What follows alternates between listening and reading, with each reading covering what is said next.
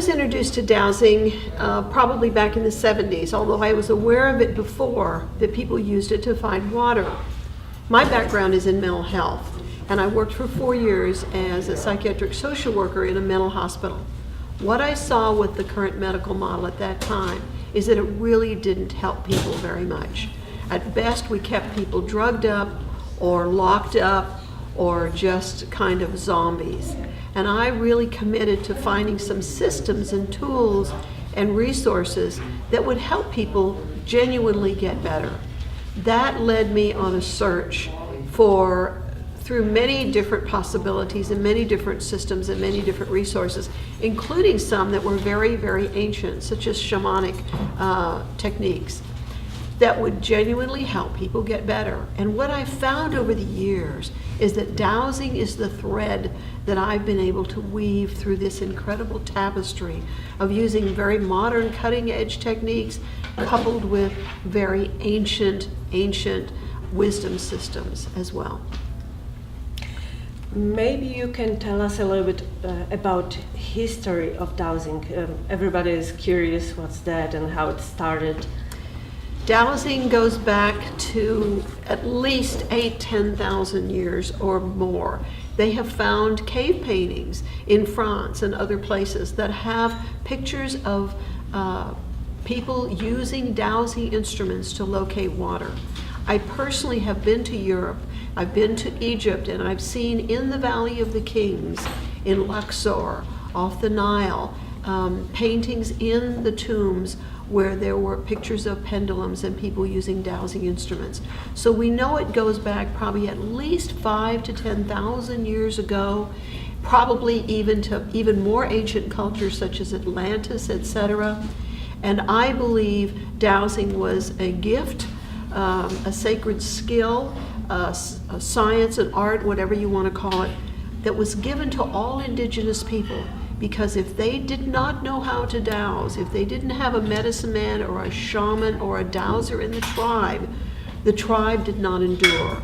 The culture did not prevail. The village did not exist. So without dowser to find water, water is life. There was no society at that time. So it was certainly one of the most precious person as a member of the tribe or the village or the culture.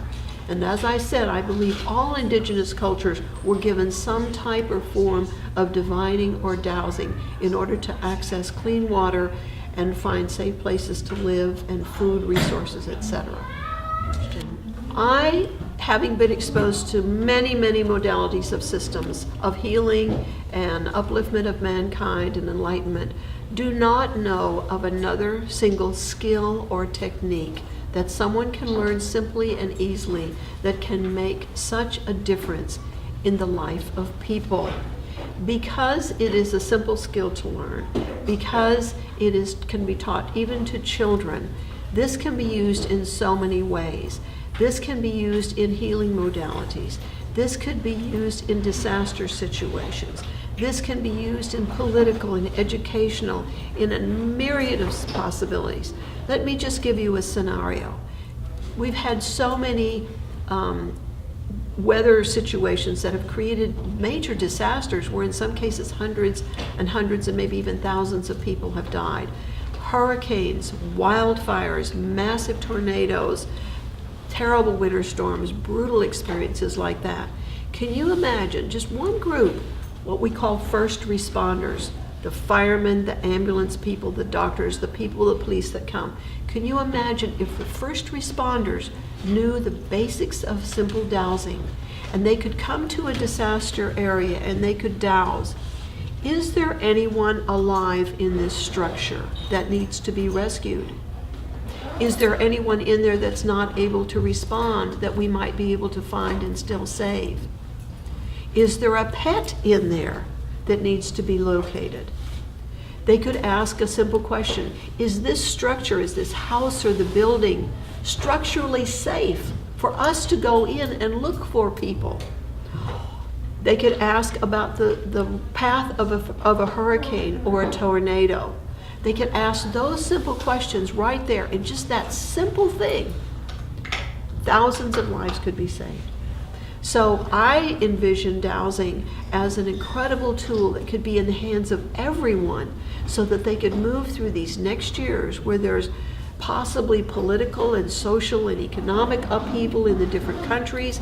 People would know who could they trust to vote for, what food would be safe to eat, where could they put their resources, how could they protect their families.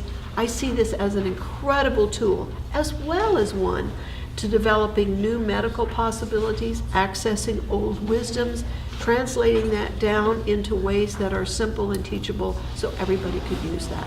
And I don't know of another tool that offers the infinite possibilities that dowsing does.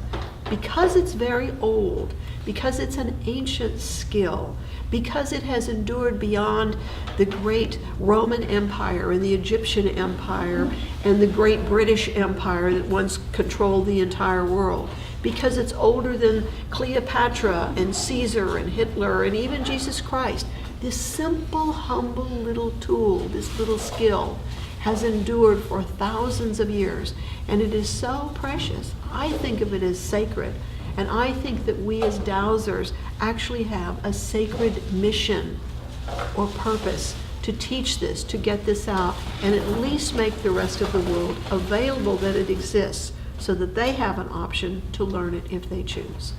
Is it possible to walk the land and to heal, to help energies to shift? Absolutely. Brilliant observation, brilliant question. Yes, there are places where there has been trauma on the land.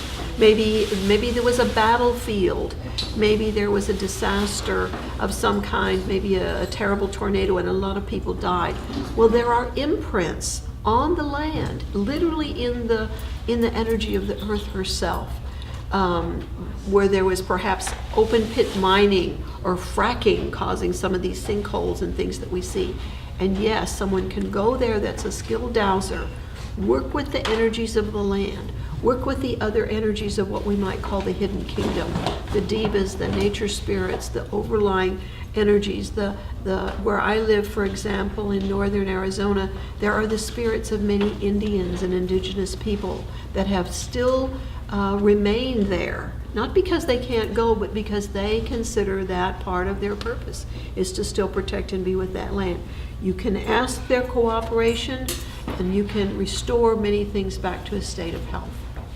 This can be done on the land, this can be done in the rivers, it can be done in the oceans, it can be done with all life forms on the whole planet.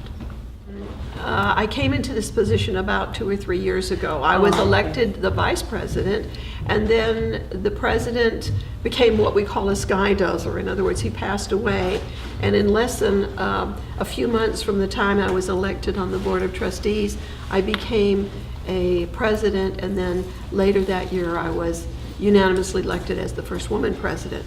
But women have been very good dowsers for many, many years. And even at the Canadian Society of Dowsers, where I'm currently at, I've seen that 95% of the people in the room are women. Women have the wisdom, women have in many cases, the respect as well from the dowsing community. My experience being involved with it for 20 or 30 years is that they don't discriminate very much.